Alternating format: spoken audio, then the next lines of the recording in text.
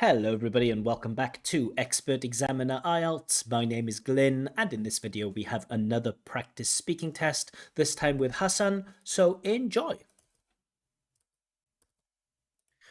Good evening, my name is Glyn. Would you please tell me your full name? Hi, my name is Mohammed Hasan Sohan Ajini. You can call me Hasan. Okay, thank you, Hasan. Now, in this first part of the test, I'm going to ask you some questions about yourself. Do you work or do you study? Currently, I'm working for an international company, and I'm an engineer, and I'm developing artificial intelligence for the company. And how long have you been working at this company? Right now, I'm celebrating my 8 months at the company. And what do you like most about your job?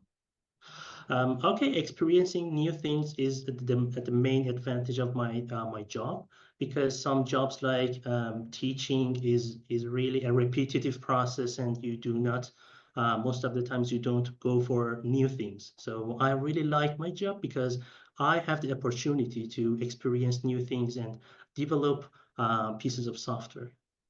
And do you think you will continue working in this industry for the next 5 years?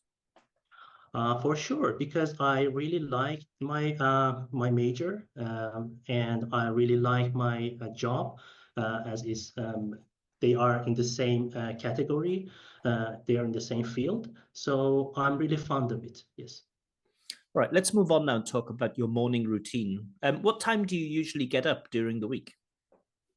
Okay, during the week, I usually get up at 11, and I have a really, say, brief breakfast. I don't eat too much for my breakfast.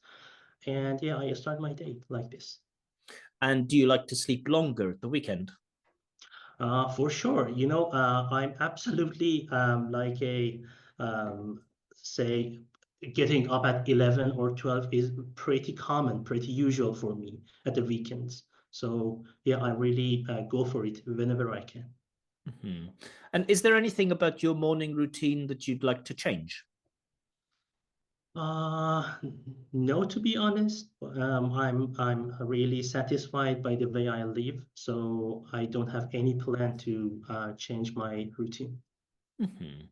Now let's talk about maps. Have you ever used a paper map? No, to be honest. I saw them when I was younger, for example, in the train stations and places like these. But nowadays, I'm going to use electronic maps and searching the place on my phone. So no, I'm not going for paper maps these days. And how often do you use a map application on your phone? Um, Most of the time, I should say, because nowadays, when we want to go anywhere, we rely on, say, Google Maps and navigation maps. So yeah, this is pretty handy for me. And do you think some apps are better than others when it comes to maps? When we speaking about maps, the most important item for me is how many places there are pinpointed on the map. So the more the places are pinpointed, the more the users are likely to use them more. And yeah, this is the most important feature of a modern map. And how do you think these maps might change in the future? Uh, you know, uh, the issue that most of the maps are struggling with is how frequent they are updating their information regarding the new places, the traffic, and stuff like these. So yeah, there are lots of room that the maps can be improved regarding the aforementioned aspects. Okay, thank you. Now, in this next part of the test, I'm going to give you a topic, and I would like you to speak about this topic for 1 to 2 minutes. But before that, you will have 1 minute to prepare for your talk, and you may take notes if you wish. Do you understand? I see, sir. I will now share the topic on my screen. Can you see the topic? Here is crystal clear. I'd like you to describe a memorable trip you took. Your 1 minute of preparation time starts now.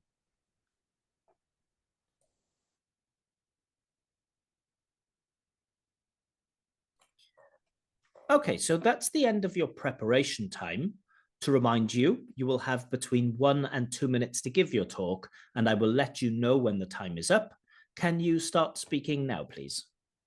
Okay, the memorable trip that I have had was a trip to north part of the Iran, say Rasht city, and the city is placed between some jungles and the other side of the city is sea.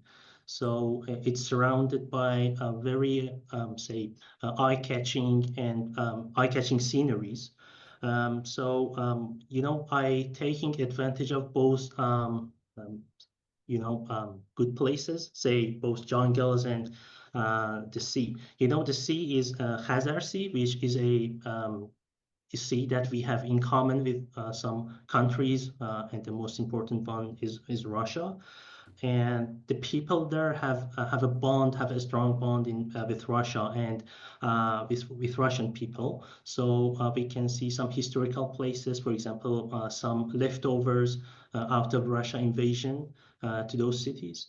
And some of the words that are remained in the people's language. From some souvenir of those invasion, I should say. And yeah, I went there with my family, and we enjoyed for about 2 weeks or 10 days, I should say.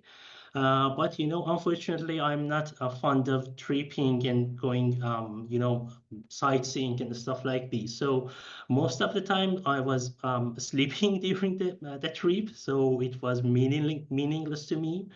But my family and my father and my mother really enjoyed the trip, and they have found some really special flowers in jungle, and they found some special fruits that only the locals, some locals know their names. It was really eccentric, Okay, with thank lots you. of.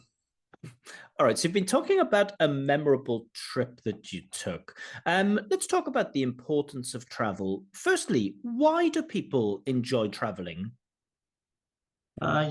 Seeing new places are really interesting for people. They can gather new information. They can experience some other places and how other people live, and their common practices may be useful for them. So yeah, there are lots of reasons to be curious about new places.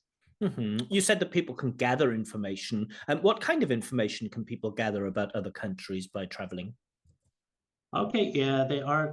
For example, I can say they can be getting to know their culture, how are their customs, and why they are acting like this, why they are taking these actions, and yeah, their lifestyle may be interesting for them. And do you think it's more important for a person to visit different places in their own country or to visit different countries? Uh, you know, uh, to be honest, both of these kinds of trip have their own advantages and disadvantages. For example, you can go abroad, but it usually comes with higher prices to you. You must definitely afford it to take these trips. But going to your local, let's say, local people, and yeah, going for your country and see, other cities of your country is really affordable for most of the people. And do you think all kinds of people can benefit from traveling? To be honest, it should be your cup of tea, because if you are not fond of doing, activities, and you are a calm person, maybe it's not your cup of tea to go for, say, for a city in mountains, because they are struggling with their daily activities, but you don't have enough energy. So the kind of place that you pick and choose must be in harmony with your personality, I believe. And do you think it's good for young children to visit other countries? For sure, because they are sort of developing their personalities, and seeing other people's and their practices may affect their lifestyle. And I don't know, maybe they are learning, and they are seeing something new that people like me and you that are older and have their own personalities. Maybe they can't see. Mhm. Let's talk about the future of travel and tourism now. How do you think travel will change in the future? Okay. Some of the aspects that may change in the future, for example, could be the job that tour leaders are doing at the moment. For example, when we are going to a historical place, they are trying to describe the history behind the place, and let you know the place inside out. But I believe that they can be described by computers, computer programs, and technology.